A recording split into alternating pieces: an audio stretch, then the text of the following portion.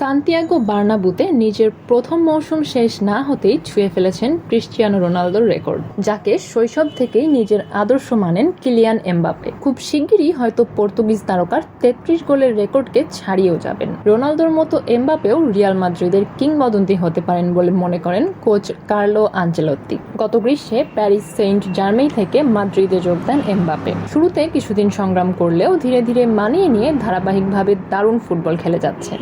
আর এই ধারায় খেলে গেলে ক্লাবের সর্বোচ্চ গোলদাতা রোনালদোকে ছাড়ানো সম্ভব বলে মনে করেন রিয়াল কোচ। আজ সংবাদ সম্মেলনে এমবাপ্পেকে নিয়ে আনচেলত্তি বলেন, আমি চাই এমবাপ্পে যেন রোনালদোর মতো সাফল্য অর্জন করতে পারে রিয়াল মাদ্রিদে, আর আমার বিশ্বাস সে তা পারবেও।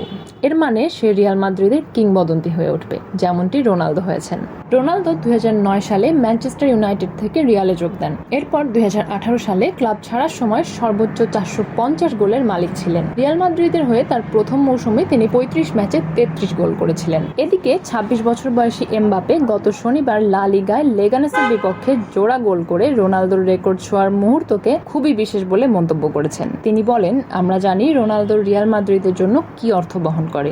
আমিও তাকে খুব শ্রদ্ধা করি, আমাদের মাঝে কথা হয়, তিনি আমাকে অনেক উপদেশ দেন। এ মৌসুমে এখনো 3টি শিরোপার লড়াইয়ে টিকে রয়েছে রিয়াল মাদ্রিদ, ফলে এমবাপ্পের সামনে তার গোল সংখ্যা বাড়ানোর যথেষ্ট সুযোগ রয়েছে। মঙ্গলবার কোপা দেল রের সেমিফাইনালের দ্বিতীয় লেগে রিয়াল সোসিয়েদাদকে আতিথ্য দেবে আনচেলত্তির দল। প্রথম লেগে সান সেবাস্তিয়ানে 1-0 ব্যবধানে জয় পেয়েছিল তারা।